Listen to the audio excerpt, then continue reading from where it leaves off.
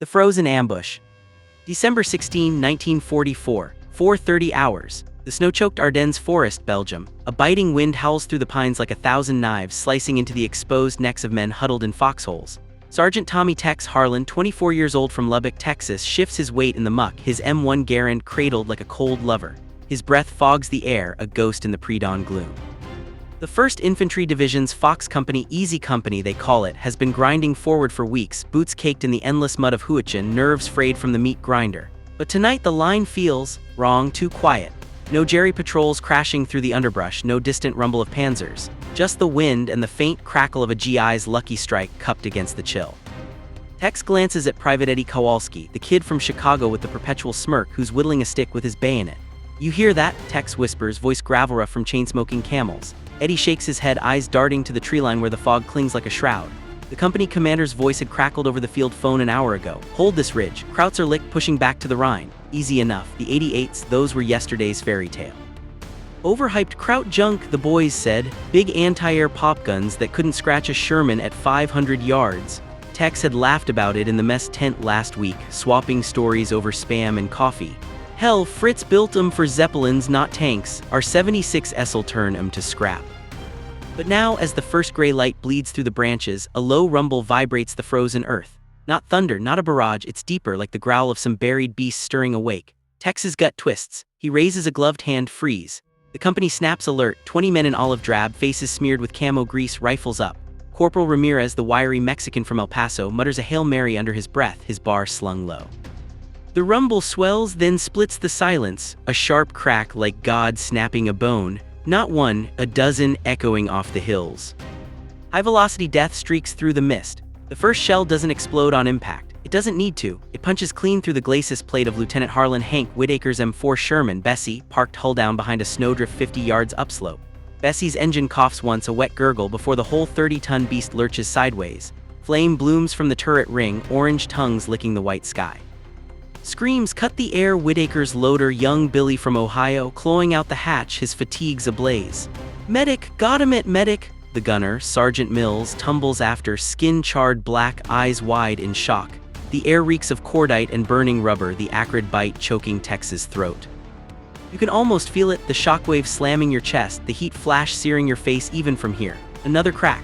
A second Sherman Iron Mike erupts in a fireball, its turret blown skyward like a bottle rocket, landing 30 feet away in a smoking heap. Shrapnel whistles past Tex's ear, close enough to singe his helmet liner. "Incoming, 88s, Ramirez bellows, but it's too late.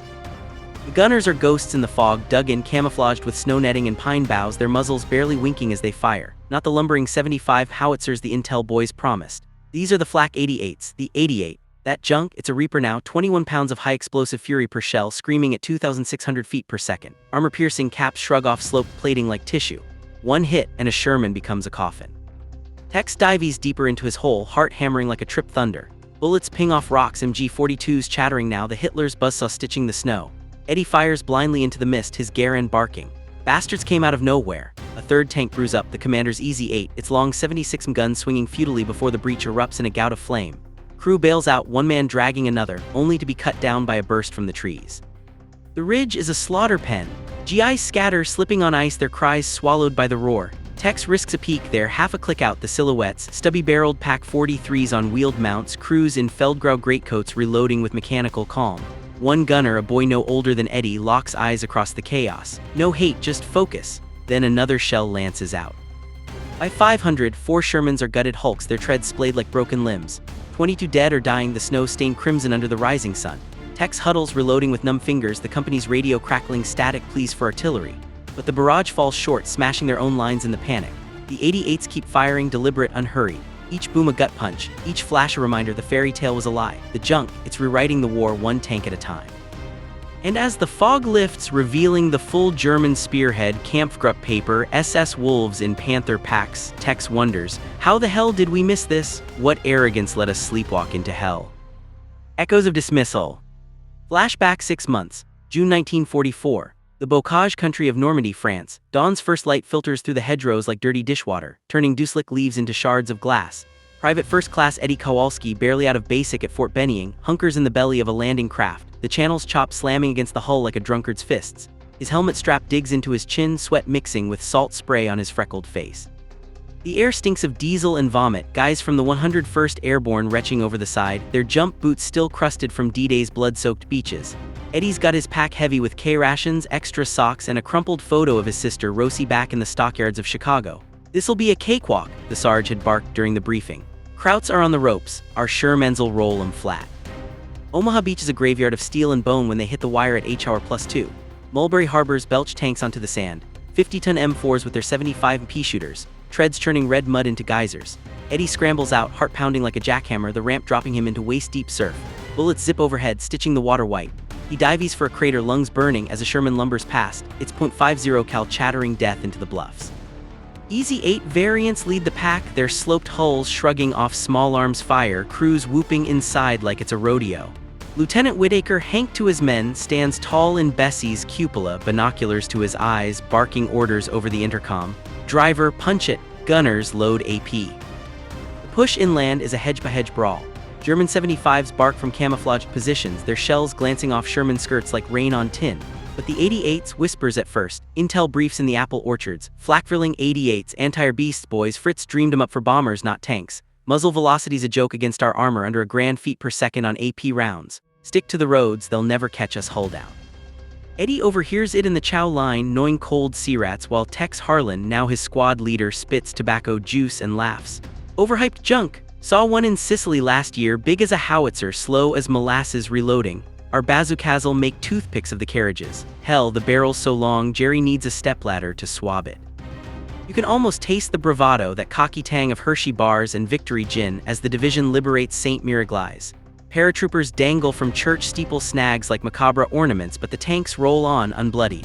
A single 88 emplacement falls to a flanking maneuver, GIs with Thompson storming the crew, finding the gun cold, its breech open like a yawn. Sergeant Mills, Bessie's gunner, poses for the Signal Corps photographer, foot on the split trail mount, grinning through his stubble. "88 my ass, this here's a pea shooter for Heinkel's." The photo hits stars and stripes a week later. Yanks laugh off Luftwaffe legacy.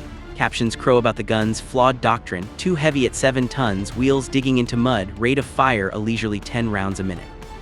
American engineers tinker with captured models in the field, jury-rigging them as ad hoc AT guns, but the verdict's in archaic, obsolete, a relic of blitzkrieg hubris, repurposed in desperation as the Wehrmacht crumbles.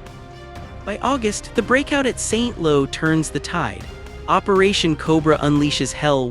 500 bombers pulverize the lines, then Patton's Third Army surges, Sherman's in column, kicking up dust devils on the roads to Paris. Eddie rides high on Bessie's rear deck. Wind whipping his field jacket, sharing a pilfered bottle of Calvados with Ramirez. The 88 rumors fade like old newsreels. Sure, a few tanks get brewed up in the Falaise pocket, trapped panzers and flak batteries in the kill zone, but that's chaos, not the gun's doing. Official after-action reports from SHAEF dismiss it. Flak 88 penetration limited to 60 at 1,000 meters. Ineffective versus M4 Glacis, 63 effective. Recommend continued emphasis on air superiority to neutralize batteries preemptively. Generals like Bradley nod over maps in canvas tents, cigars glowing, plotting the dash to the Rhine. Jerry's got no gas, no fight left, those pop guns are for show. But in the quiet moments, rain pattering on tent flies, dice rattling in helmets, doubts flicker.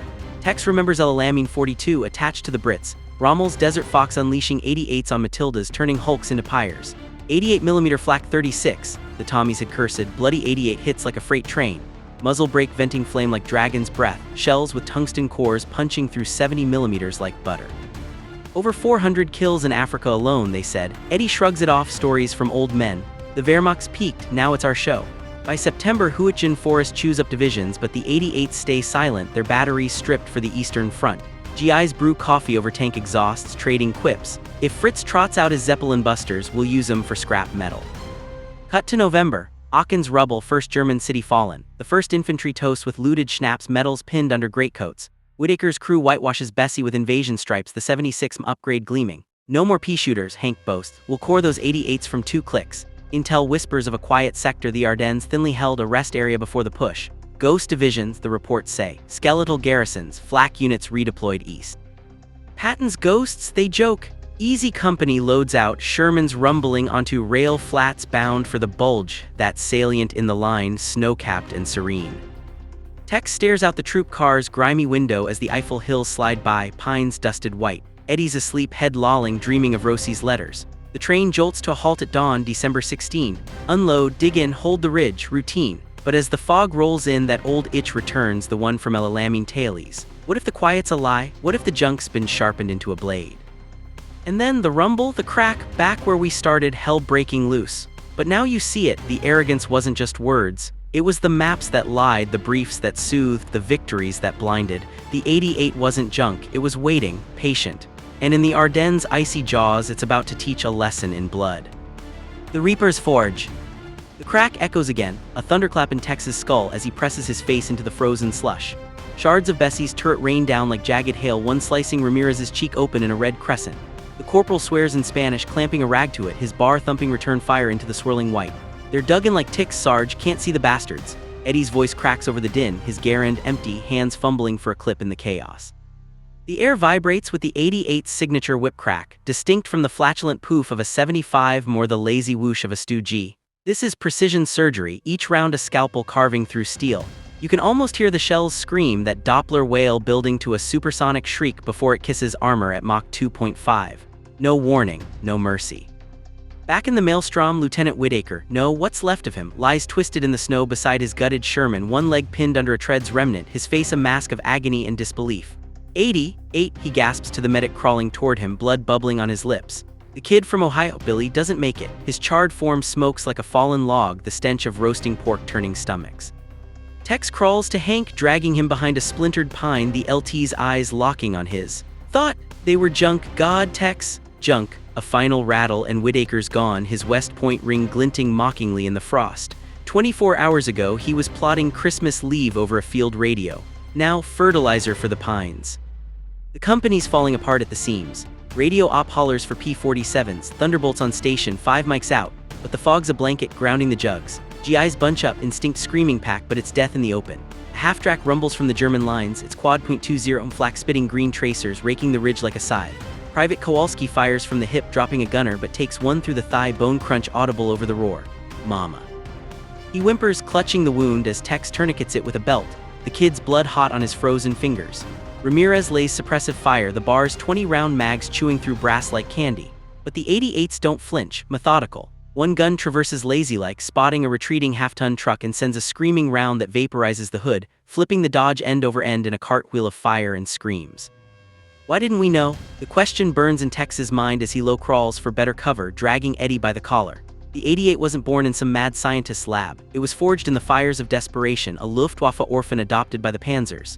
Picture Berlin 1932. Krupp engineers in starch collars, sketching blueprints under gaslight, dreaming of a universal gun. Anti-air kingpin, flat trajectory terror for the skis. The Flak 18 prototype roars to life, long-barreled elegance, 88-bore spitting shells to 30,000 feet, muzzle velocity a blistering 2,650 FPS. Hydropneumatic recoil system tames the kick, split-trail carriage for quick emplacement. By 39, it's the Wehrmacht's backbone, batteries shredding RAF Lancasters over the Ruhr, 500-pound he bursts blooming like deadly fireworks. But the Blitz stalls, the Eastern Front bleeds, and suddenly those skyward gazes turn earthward. Tunisia, 42. Rommel's Afrika Korps, bottled in the Kasserine Pass, wheels his flak guns horizontal. Voila, the Pak 88, no turret, no fuss. Just a low-slung beast on cruciform mount, tungsten cord PZGR, 39 shells piercing 120 of armor at 500 meters. Brits in Churchills, Yanks in Lees, they learn quick. One battery alone claims 150 Allied tanks in a week, crews reloading in 8 seconds flat, spotters with Zeiss optics calling shots like butchers. Etched, the Tommies wail, diving for slits as the whip crack heralds doom. By Sicily, it's legend. Monty's 8th Army loses 200 vehicles to camouflaged nests, the guns' long barrels, over 20 feet snaking from olive groves like vipers. You can almost feel the shift, that doctrinal pivot from vertical to horizontal hell. German manuals flood the ranks, Flak Panzer, every gun a fortress. Upgrades roll out, the Flak 36 with electric turret traverse, the 37 with composite barrels for faster swaps. Ammo evolves, from frag to fin-stabilized APHE, each sabot round a 21-pound hammer. Rate of fire, 15 when he aimed shots a minute when manned right. Weight. 7 tons, sure, but towed by Est, KFC, 7 half-tracks dug in with pine logs and snow berms. In the desert it scorched Matildas, in Italy it bottled Anzio, on the steppes it mulched T-34s by the battalion. Over 20,000 built by war's end, from factories in Essen to slave pits in Dora Mittelbau. Not junk, Evolution, the ultimate multi-tool of mechanized murder. Fast forward to the Bulge. Hitler's whacked am Rhine gambit, the Ardennes offensive, codenamed for a Rhine watch that becomes a desperate lunge. Sepp Dietrich's 6th Panzer Army, 400,000 men stripped from the West Wall, fueled by meth and miracle fuel dumps. Kampfgruppe paper leads. SS hardcases and King Tigers and Panthers, but the real fangs. 88 batteries, 150 guns massed, crews from Luftwaffe Flak regiments, veterans of Stalingrad skis, now earthbound reapers. Oberleutnant Karl Weber, 28, commands one such nest. 4 Flak 41s in hull-down revetments, muzzles depressed 5 degrees, range finders zeroed on the American salient. His men, boys mostly, Volkssturm conscripts with frostbit toes, huddle around braziers, St. G44s slung, eyes hollow but hands steady. Americhter tanks, Dune Black, Weber mutters, scanning the fog, thin tin cans. Intel from Berlin, Yanks complacent, lines thin as cheesecloth. No mines. No AT screens, just Sherman's dreaming of home. At 4:30, the barrage lifts, smoke pots and Nebelwerfers veiling the advance. Paper's columns snake through the ghost towns of Lochem Gap, treads muffled by snow. Weber's spotter whispers, Zeal Sherman 800 meters, traverse, elevate, load PZGR 40/43. The tungsten wonder, fire, the gun bucks, hydraulic recuperator hissing steam, breech swinging open for the loader's gloved hands. Crack hit, brew up, Weber's log later reads, Wir Panzer Zerstört, crews flee hin wie Rat. 4 tanks destroyed, crews flee like rats. By noon his battery claims 12 more Shermans, easy 8s, even a rare jumbo whose applique armor crumples like foil. No ricochets, no duds. Just clean penetrations, spalling interiors into shrapnel storms that shred lungs and light nerves afire. Tex feels it now, that awakening terror as another shell homes in. The realization isn't intellectual, it's visceral, a cold fist in the gut. The 88 isn't overhyped, it's underappreciated apocalypse. Dismissed as flak fodder, reborn as tank killer supreme. Why arrogance, yes, but also blindness. SHAEF's codebreakers cracked Enigma but missed the flak registry shifting west. Recon flights grounded by winter. Patton's ghost divisions, real and armored to the teeth. Eddie groans beside him, pale as milk, as Ramirez drags them to a reverse slope. We gotta flank 'em, Sarge, bazookas up. But the SS infantry's closing, Panzerfaust's glinting, MG nests chattering. Artillery finally walks in, 105s thumping from the rear, but it's walking the wrong way, smashing Elsenborn Ridge instead of the guns. By dusk, Easy Company's a remnant, 12 men, 2 Shermans limping rearward on borrowed tracks. Tech shoulders Hank's dog tags, the metal warm against his chest. The ridge lost, the Bulge biting deeper, 88s paving the way for Paper's blood march to the Meuse. Over 700 American tanks claimed in the first week alone, many to those junk guns. Bostonia's surrounded McAuliffe's nuts, echoing defiance. But here in the pines, it's just survival. Tex wonders how many more ridges fall before we learn, how many boys like Eddie pay for the lie. And as night falls, stars pricking the smoke pall, a distant rumble grows, not thunder but tigers. The reapers just warming up. The forge burns hotter. What's next, the anvil or the hammer? Anvil of adaptation. Dawn's sickly pallor creeps over the Ardennes like a fever sweat, turning the snow to slush underfoot. Sergeant Tex Harlan wipes frost from his eyes, the world a blur of white and black smoke, plumes rising from the Sherman wrecks like funeral pyres. Eddie's thigh is a butcher's wrap now, field dressing soaked through, the morphine syrette doing little against the bone-deep throb that makes the kid's teeth chatter. Ramirez hunkers nearby, bar propped on a log, scanning the tree line where the 88s lurk like patient spiders. The company's whittled to ghosts, 8 effectives counting the walking wounded, their foxholes ringed with spent casings that glint like brass teeth. The radio's a lifeline to limbo, crackling with Mayday, this is easy 6 over. But HQ's a circus of crossed wires, the Bulge's chaos swallowing calls like quicksand. Negative on air, negative on armor. Hold what you got. Hold. As if you can clutch smoke. Tex's mind races, a ticker tape of fragments. Hank's last gasp, Billy's scream cut short, the 88's crack etching itself into his marrow like a brand. No more fairy tale-ese. This ain't Normandy's beaches or Sicily's hills, it's a butcher's yard and the cleaver's German engineering at its cruelest. But survival's a sly bastard, whispers adaptations in the dark. Ramirez, Tex hisses, voice low as a confessional, get me that demo kit from the LT's wreck. Eddie, eyes on the fog, sing out if you spot a flash. The corporal nods, belly crawling through the drifts, shrapnel whistling past like angry hornets. He returns with a satchel charge and white phosphorus grenades, the ordnance slick with hydraulic fluid from Bessie's innards. Bazookas are dry, Sarge, but these'll light up their party. You can almost smell it. The tang of unburnt powder and pine sap, the metallic bite of fierce sweat under wool. Across the line, Oberleutnant Weber pauses his battery's rhythm, a gloved hand signaling loaders to stand easy. His Flak 36's steam in the cold, barrels cooling with faint hisses, the air thick with the ozone tang of high-velocity discharge. 12 kills notched by 700, his log scrawls in pencil. Amerikaner in panic, Kane Jejanangriff, no counter. Paper's spearhead surges past, Panthers growling through the defile, their 75 kWKS trading potshots with straggling GIs. Weber's men share ersatz coffee from dented canteens, faces gaunt under Feldgrau hoods, a Luftwaffe lieutenant turned gunner, a Hitler Youth private with trembling hands, all bound by the Führer's mad Christmas gamble. Fuel's tight, ammo's ration, but the 88s drink deep of both, their tungsten rounds a luxury hoarded for the tin cans ahead. Word ripples up the chain like a fever, the 88's not junk, it's the devil's own howitzer horizontal now mowing Shermans like wheat, by 800 Division HQ in Malmedy, before Paper's massacre stains it red, scrambles intel. Colonel Joab Rose in Easy Company's Co., a bullneck Brooklyn Jew with a Luger trophy from Anzio, pores over captured maps by hurricane lamp. Flak nests hull down 500 meters out, penetration data Christ 150 at point blank. Our 75s bounce like rubber checks. Messengers on skis dash through the drifts, boots crunching ice carrying the grim bulletin. 88s confirmed, adapt or die. Doctrine shift, dismounted AT smoke screens flanking infantry. No more tank-on-tank bravado, it's back to the hedgerows, GIs with bazookas as the tip of the spear, Shermans hull down at max range, their 76 guns, upgraded wet storage variants, hunting the hunters. Tex feels the pivot in his bones, that raw calculus of war flipping from charge to stalk. He remembers Kasserine 43, his first taste of the 88 attached to the first armored, green as grass. Tunisian sands baking the air, Stuarts brewing up under whip cracks from dune crests. Flank 'em, the captain yelled then, too late. But Huichin taught patience, the forest's green hell where trees stopped shells better than steel. Here, the pines are allies, thick boles to duck behind, snow berms for hasty revetments. On my mark, Tex breathes as Ramirez primes the satchel. Eddie nods, pale but game, popping a smoke grenade that hisses white veils into the wind. The plume blooms, a milky curtain swallowing the ridge, buying 30 seconds of blindness. They move like wraiths, Tex low, Garen slung, pulling pins on 2 WP cans. The grenades arc lazy through the gray, thunking into the German revetments with muffled thuds. Flames whoosh up, chemical inferno turning snow to steam, silhouettes thrashing in the glare. Screams in guttural Deutsch, fewer Deckung, as loaders drop shells, muzzles slewing wild. Tex charges the gap, boots pounding heartbeats, Ramirez covering with bar bursts that stitch the fog. 50 yards, 30.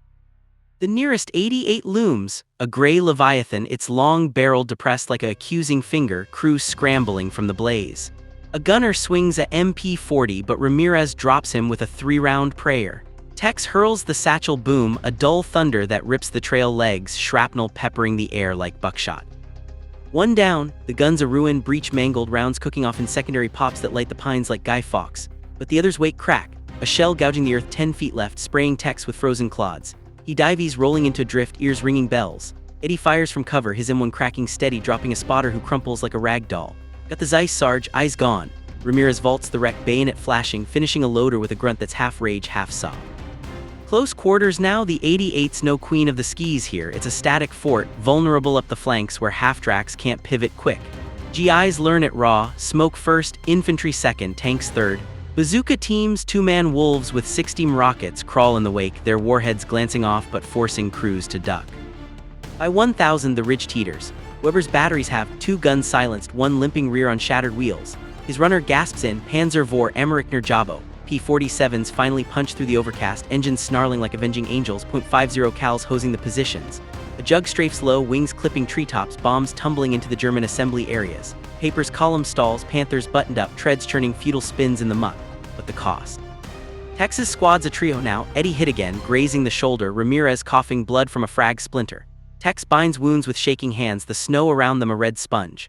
We held it, boys, kinda. But the Bulge swells, 50 miles deep by week's end. 88's claiming 250 more Shermans in the sector alone. Jumbos, Pershings, even the new M36 tank destroyers testing their 90 metal.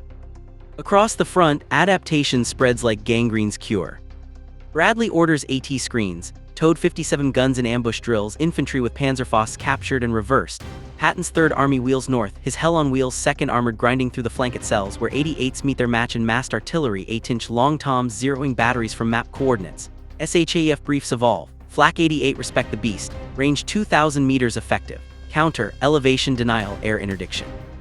Engineers cobble Ronson flamethrower tanks, their napalm jets hosing nests at 150 yards. GIs nickname it back, Screaming Mimi for the shell's wail, Kraut Killer for the turn. No more laughs in the mess, it's grim respect, toasts to the fallen over captured schnapps. Tex slumps against the wrecked 88, its barrel still warm, fingering a spent casing, brass etched with Kriegsmarine stamps, a flak relic turned grave marker. The wind shifts, carrying the distant rumble of reinforcements, not panzers but American, the 10th Armored roaring up Route 15, their 76 turrets traversed rear and defensive march. Eddie's eyes flutter, fever bright. "We get Rosie a present, Sarge, after this." Tex forces a grin, throat tight.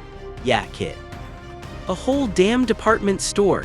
But as the sun climbs, mocking the cold, spotter planes buzz overhead, Allied marking targets. The anvils struck back, the 88's rain cracking under the hammer.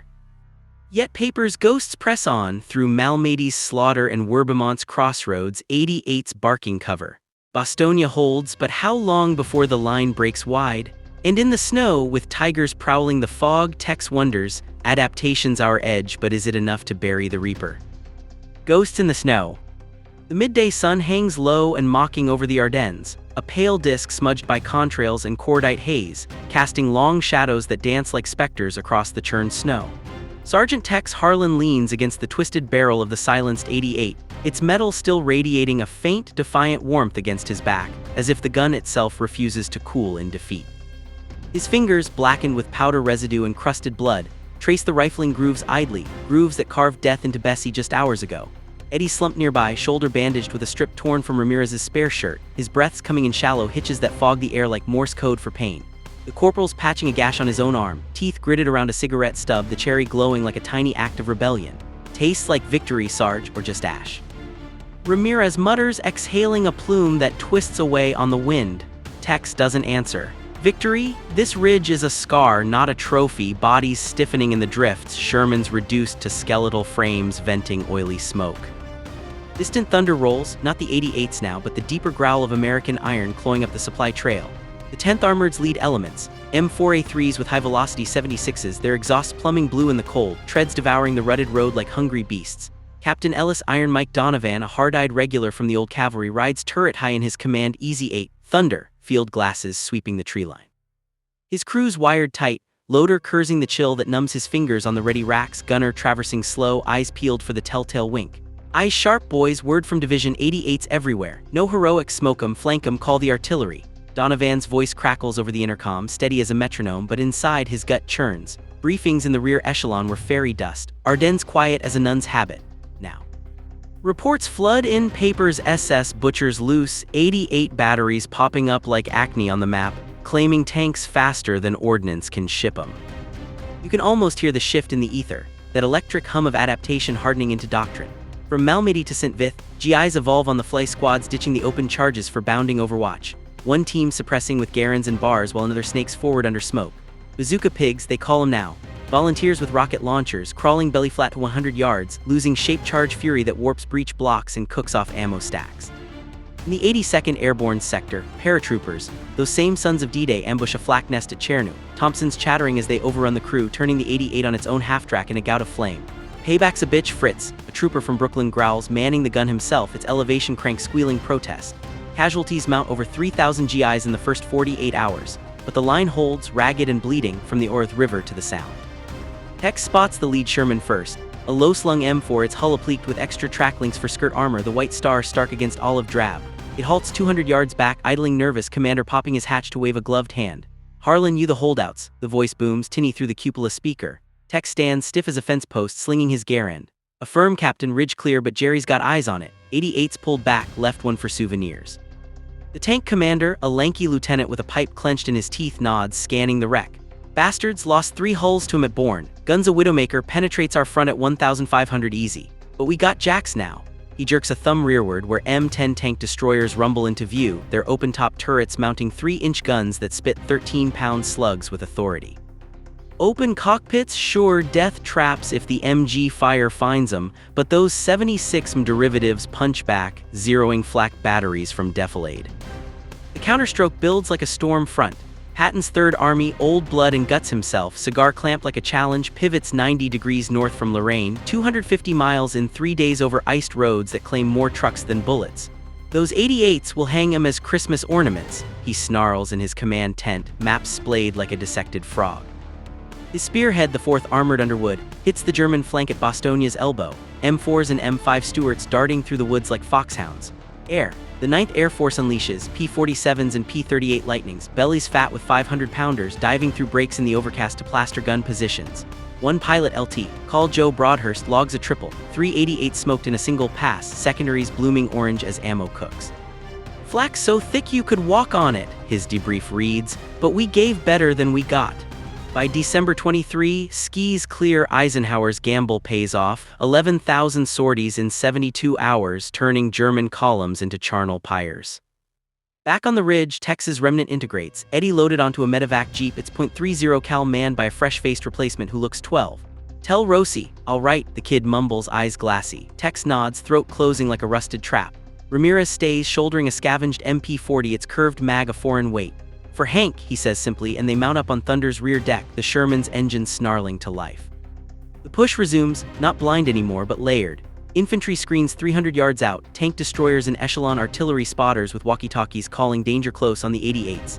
At Krinkelt, a battery of 6 Flaks, Weber's old outfit perhaps, traverses to meet the wave, their muzzles flashing in unison. Crack, crack, crack, shells lancing out, one glancing off a M10's mantlet in a shower of sparks, another gutting a supply deuce and a half. But the destroyers reply. Flat reports, high-angle fire looping over the pines, he rounds bursting in the revetments, shrapnel flaying crews like grape shot. Oberleutnant Weber doesn't see it coming. His last gun barrel fouled and hot swings toward the smoke-shrouded shapes.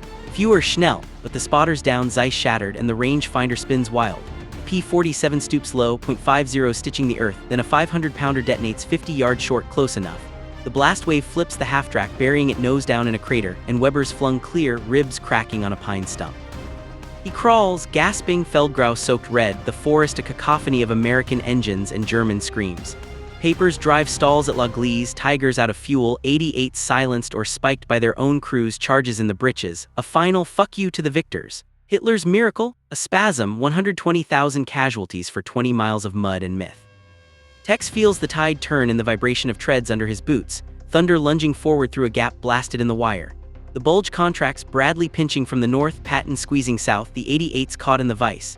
By New Year's, 600 guns captured or destroyed, their long barrels pointed skyward in surrender, muzzles plugged with pine boughs. GIs pose beside them now, not laughing, somber, thumbs hooked in belts. Faces etched with the ghosts of ridges lost. Junk, nah, Tex mutters to Ramirez as they brew coffee over a hexamine stove, the wrecked Flak a backdrop. Just a tool sharp as sin till you learn the grindstone.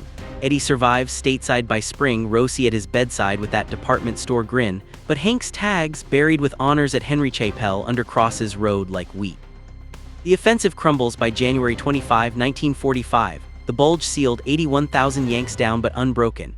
The 88's terror fades into legend, its lessons etched in field manuals. Respect the multi-purpose, adapt or perish.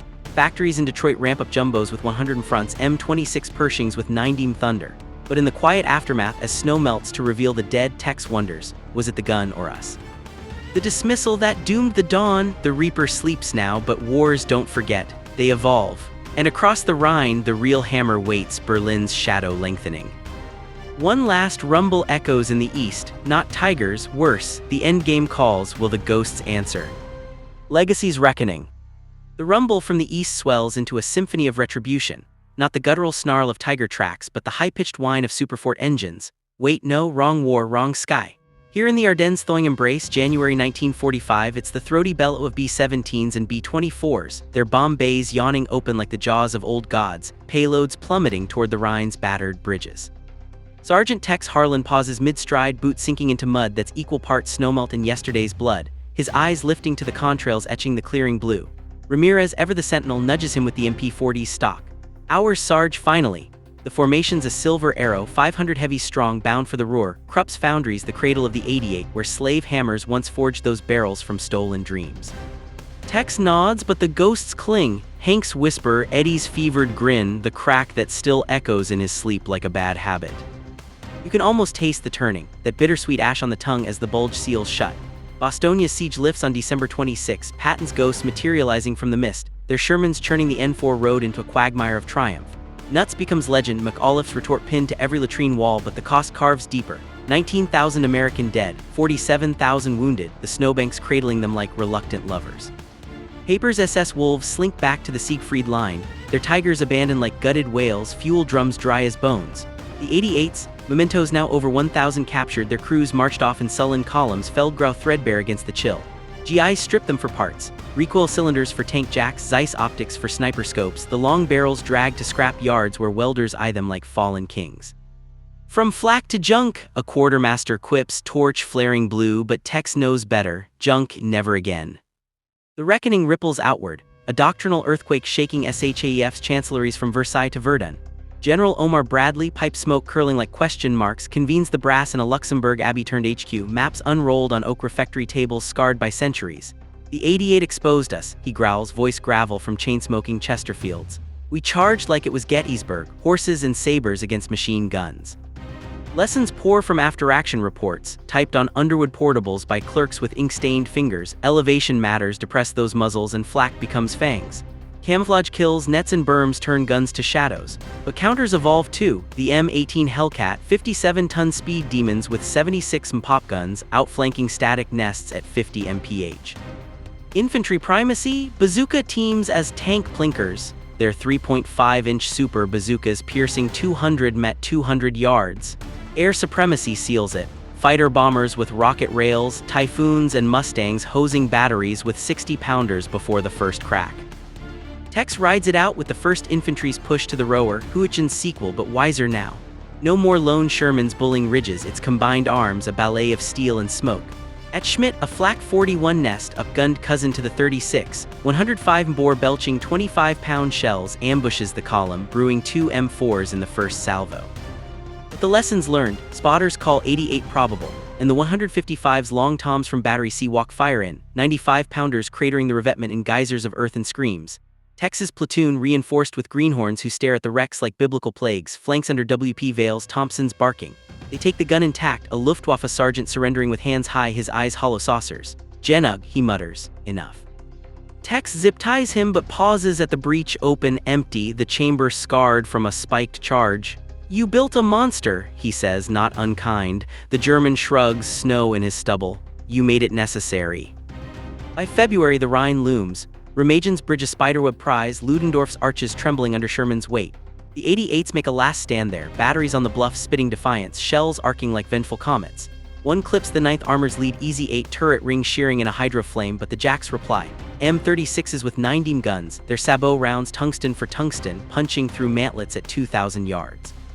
Air horns wail as P-51s pounce, .50 cals drumming a requiem. The guns fall silent, crews fleeing into the mud, the river a mode of myth broken. Over the water, Cologne's spires beckon, the Luftwaffe's graveyards of Focke-Wulfs rusting under spring rains. Tex crosses on a pontoon, Garen slung, the current churning below like forgotten screams. Ramirez lights a lucky, sharing the drag. Rossi's boy made it stateside, Sarge. Letter came, EDDIE's scrawling bad as a drunk but alive. Tex exhales smoke, watching it dissolve. Hank to be proud. The war's coda plays out in Europe's ash heap. Berlin's fall VE days bells, but the 88's shadow lingers like radiation. Post-war audits tally it. 20,000 produced, over 10,000 kills claimed, tanks, planes, ships from Tobruk to the Elbe. Not just a gun, a mindset the Wehrmacht's ingenuity distilled into 88 lethality. Allies plunder the blueprints. Britain's 3.7-inch QF, America's T-29 heavy with 105 dreams. Cold War echoes, Soviet 85s, NATO's multipurpose 90s, all sons of the Reaper. Tex musters out in 46, Lubbock's dust a balm on old scars, trading the M1 for a ranch hand's lasso. He tells the story at VFW halls, voice steady over beers. We called it junk till it called us dead. Eddie visits once, crutch under one arm, Rossi on the other, kids in tow, wide-eyed at Grandpa's tailies. The Bulge, hell's freezer, but we thought it. Decades on, the wrecks rust in Belgian fields, Shermans and 88s entwined in ivy, memorials to the dismissed. Museums glasscase the brass, a PZGR-39 shell inert now, its ogive nose blunt as regret. Historians debate hubris or inevitability. The fairy tale's end, arrogance's invoice paid in frozen blood. But in the quiet, when wind howls through pines like that December dawn, you hear it, the crack faint as memory. A reminder, wars aren't won by guns alone, but by the men who learn their bite. The 88 shredded Shermans, yes, but it forged something sharper, vigilance, adaptation. The human spark that turns junk to legend, ambush to advance. And as the last light fades on those ridges, the ghosts settle not in peace but purpose. The Bulge closed a chapter, but the story, it echoes eternal. In every foxhole, every briefing, every dawn's uneasy quiet. Listen close, you'll hear them still. End.